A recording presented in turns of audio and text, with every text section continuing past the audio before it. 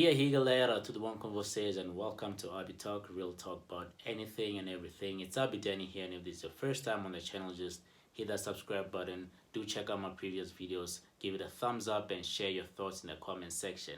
Guys, I'm back again on talking about relationships.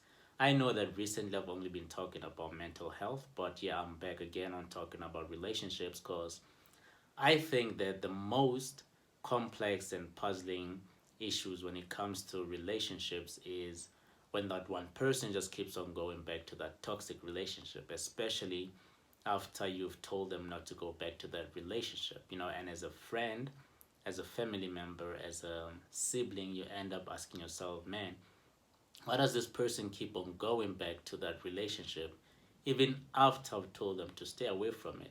And even even when the evidence is there that you are in a toxic relationship, but they still just keep on going back. So you end up asking yourself that question. And guys, I'm not a psychologist or anything like that. I'm just an observer, a reader. And I've realized that it is difficult to convince people like that to end the relationship. But I think I've somehow figured out reasons why, and I understand why it is so difficult to convince them. So if you are in a toxic relationship, which you probably won't admit that you are in a toxic relationship, but yeah, anyway, if you are in a toxic relationship, then just stick around throughout the video. Hopefully you'll see some of the reasons why you're still in a toxic relationship. And if you're not in a toxic relationship, then just stick around as well. Hopefully this video will serve or will work as an awareness.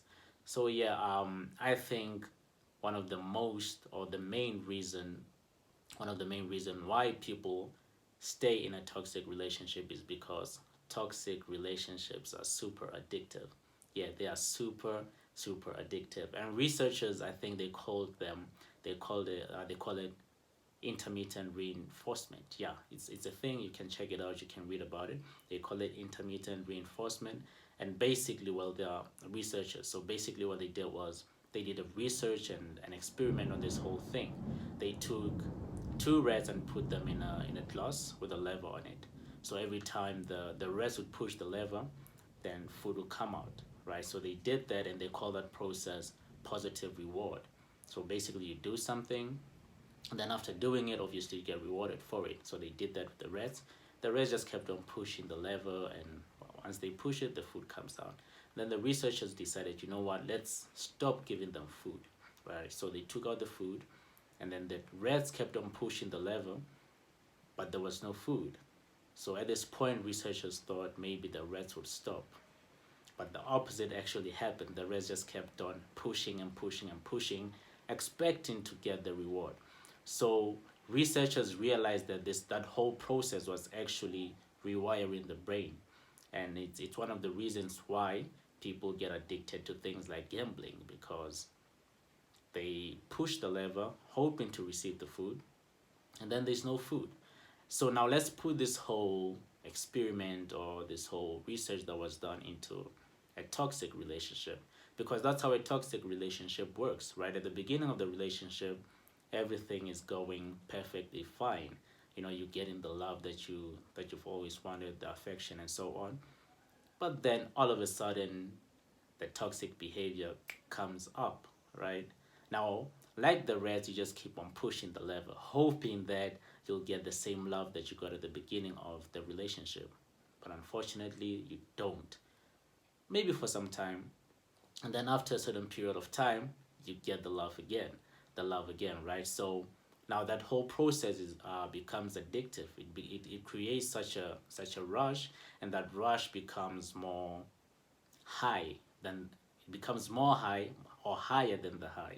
I hope you understand what I mean. So that rush becomes higher than the high. It becomes so satisfying.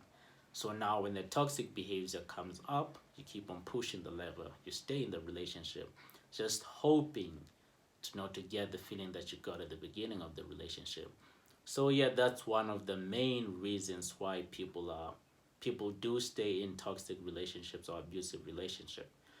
One of the the second point would be a low self-esteem.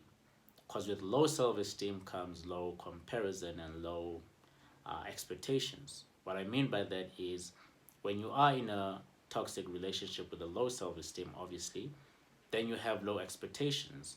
You expect that person to treat you a certain way.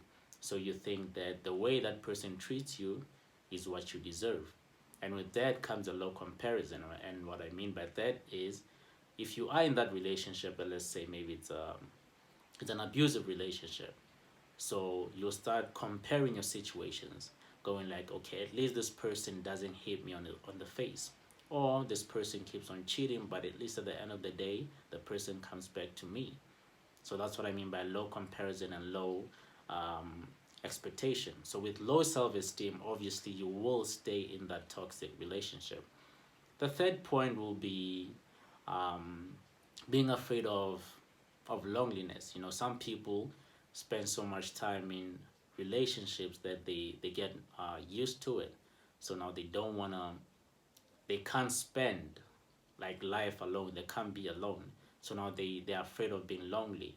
And here is, I think, the most interesting and evil thing ever, because the the the toxic person knows this point.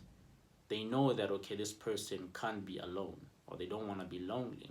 So now they'll start saying things like, no one else can love you the way I do. No one can care about you the way I do. And as a victim of the toxic relationship, you believe them. So now that's what I meant. That's the third point. Obviously, when you are in a toxic relationship, maybe one of the reasons you're still in that relationship is because you're just afraid of being alone. And the last point for today, the fourth point, will be the mentality of being a caregiver. You know, some people just, they think and they believe that they can actually change the person. You know, yeah, they think that they can change them, or maybe that person will stop being toxic or abusing them. So that's one of the reasons why people still stay in toxic relationships, even though they know it's toxic. So I'm just gonna mention four, really short and simple. So if you're probably wondering, okay, I'm in this relationship, well, I know someone in this relationship. What can this person do to maybe get out of the relationship or to stop this from happening? Well, I'll just say, do one thing. Just set boundaries. I've always spoke about that even in my previous videos. I talk about the importance of setting boundaries. So just set your boundaries. Know what you want when you're in a relationship. Know how you want to be treated and what you wouldn't expect from someone else. You know what I mean? So just set boundaries. Simple as that. It's probably not that simple, but yeah, just set boundaries. Anyway, yeah, that's all for today. Thanks a lot if you watched throughout the video. Please do share this with your friends, with your family maybe. And thanks a lot. Balay mesmo and Khuda Hafiz.